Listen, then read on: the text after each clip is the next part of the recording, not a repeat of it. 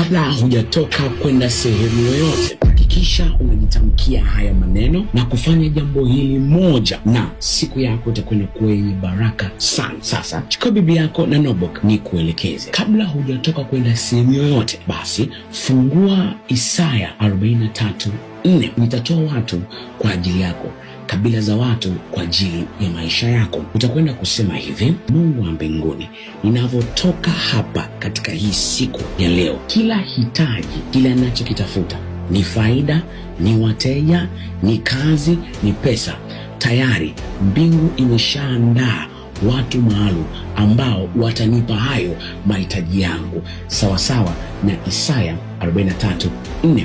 Na utakapokuwa unataka either ni mafuta au perfume, kwenda kufungua Zaburi ya 45:8. Nasema mavazi yangu hunukia manemane, udi na mdalasini. Sasa wewe unakwenda kusema hivi: ninavyopaka haya mafuta, ninavyopulizia perfume, si tu italetea harufu njema, hapana, nakwenda kunipa mimi kibali. Yote atakayeniona, yote atakayesikia harufu yangu, yote ambaye nitapita karibu yake, nitapata kibali mbele yake, na kwenda kuvutia vitu vilivyo bora siku hii nzima. Nitakaporudi nyumbani kwangu, sitarudi na mikosi, sitarudi na habari mbaya, bali nitarudi na habari njema.